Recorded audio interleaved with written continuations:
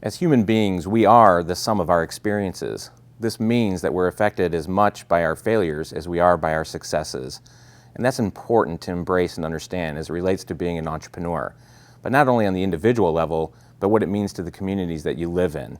On this episode of Top of Mind, we're talking about the importance of failure and what it means to the communities and the individuals that are trying to succeed. I'm Tom Rue, and this is Top of Mind.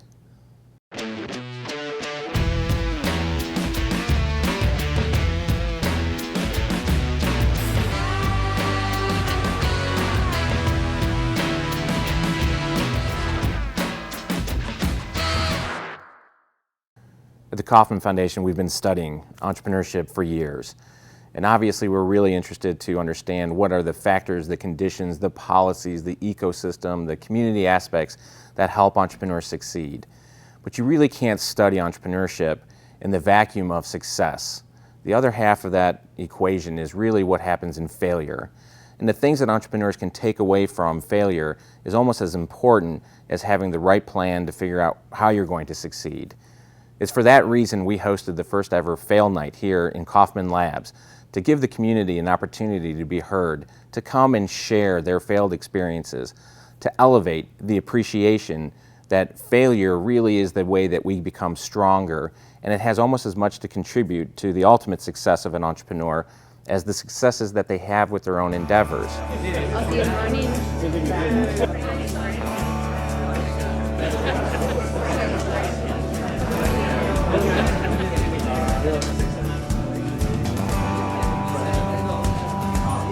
That experience left me rather wounded in all kinds of different ways.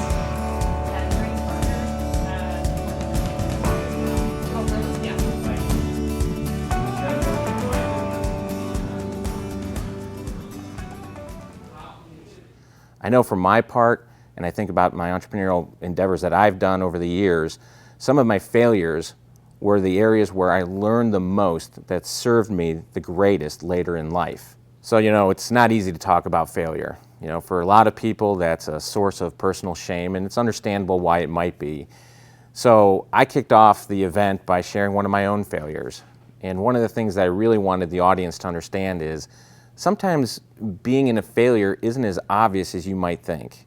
In the classical sense, we think of that as the company can't make profit, or you failed to develop a product according to the specifications of your clients. But sometimes it's just life choices that get you in circumstances in a situation that's nearly impossible to dig out from. And it's important along the way to recognize when you might be in a fail situation. But he invited me, based upon our friendship. He said, hey, come, start your company here, no strings attached, free rent, it's all going to be great. Told my wife I'm going to do it again. Don't worry. She said, wow, I'm worried. I said, no, don't worry. It'll be great. I'm going to, tap into the whole business network that Dick has and other groups that I can touch, and we'll make this happen. What ended up happening was I became an unofficial partner to a failing business. So, what made sense from a cash flow standpoint, don't pay rent, right? I got a free space. And his receptionist took care of my calls too. And I could schedule the occasional meeting. That came at such a high expense. And the expense wasn't dollars and cents. It was my intellectual cycles. Because instead of working on my business, I was working on Dick's business. And that business was failing. And it was obvious to me. And it hurt me to see it happening. Because he didn't know any other way of thinking. So what I found myself is spending hours upon hours talking to him about the business model, saying we should pivot, we should do something different. And it was only by accident that I even recognized I was using the verbiage, the vernacular of we should do something different. Because subconsciously I'd become part of the company. And of course I wasn't. And the expense of that was my own business. As the evening went on, the audience got to hear a variety of fail stories, which really showed the panacea of things that can trip up entrepreneurs along the way. It also let them know that they're not alone.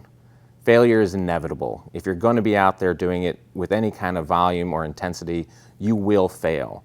What's important is how you recover from those failures, what you take away from that experience that'll make you stronger the next time you try it. What happens when you have a company that does not have software development as a core competency is that you end up using wrong people in the wrong job. So for example, I had graphic designers doing QA because the developers would send it to us and we'd have to say, well, we have to test this on all the different platforms and all the different things. So, hey, I know you already have a job, but can you just test this real quick? Well, gosh, I have to plug in the camera and maybe all the drivers aren't there, so what turns real quick turns into 5 hours and that person lost the entire productivity for the day. And eventually my operations guy's like, dude, you're killing me with this thing. So guess who ended up doing it? And I'm the CEO of the company. Is that what I should be doing right then? No. And so then I started talking to them and doing some customer development, as you would call it now, and I realized there's an idea here of allowing Generation Y to be able to shop at all these different internet sites and then save the items in one list that they can share with their friends and save for later. And so I said, oh, that's a pretty good idea, and I can do that. And so at that point, I was in Kansas City, and I felt that it was time to move to Silicon Valley. So got a U-Haul, packed it up, went out to Silicon Valley, and knew nobody, but found a team, recruited a team, had some office, and we built the product and we started doing it. And the product was actually pretty cool and it worked really well and I had a good team, so I was very lucky on that. But we weren't seeing the hockey growth traffic you needed for a site that was consumer oriented with not a large revenue stream. We got a cut of product sold, but not a huge revenue stream. So realizing that we were not getting the traffic, and at that time, I realized I needed to pivot one more time when I started seeing our traffic leave and then those users be on what you now see as Pinterest. So at the time, we're kind of doing the same thing, and they started leaving my site to go to Pinterest. And once that started happening, Pinterest started getting the hockey growth, and we started losing users, and I said, okay, we're not gonna make this thing happen. By sharing these stories in a public forum, in an open forum, if you will, as we did here, it really helps the community understand that failure is part of the journey, as it is in life. And it really does a great deal to take away the stigma of failure, that it's not the end of the world and it's not somehow a mark against who you are, the integrity, or your intelligence. It's just part of the natural process of starting and growing companies. We started in summer of 2011. By April of 2012, we realized that usage wasn't there. Attorneys started asking us, hey, where are all my leads? And we didn't have an answer for them because we thought we were going to get all this traffic to the site. And so our assumptions that we had that were incorrect were that, one, that consumers use it, two, that leads would be drawn to attorneys from it, and three, that attorneys would have control of their marketing budgets that would see this as a great lead source for them. We had an amazing team of 7 people. We had to lay them off.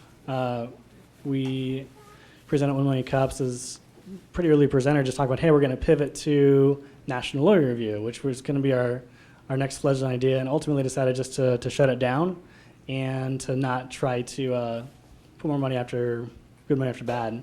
You know, it's always intimidating talking about your own failure. It's very vulnerable. For my partner and I, it was an opportunity, like, we've done this before, we've had to talk about it before, and we grew a lot from it. The chance to talk about it again still brings up some of those old wounds of like, man, like we had this going, or man, we had to lay out 7 people. Never a fun topic. It's always hard, and until you're in that situation, you never understand it. But also never hearing other people talk about it, it becomes almost a shameful thing. Getting past that guilt and shame does tremendous value for your soul and hopefully for your community as well. So if there's a big thought I would want you, the viewer, to take away from this edition of Top of Mind is this. I don't know any very successful entrepreneur that hasn't had multiple failures along the journey. It's a natural part of the process, and you only fail if you fail to get up, dust yourself off, and start again.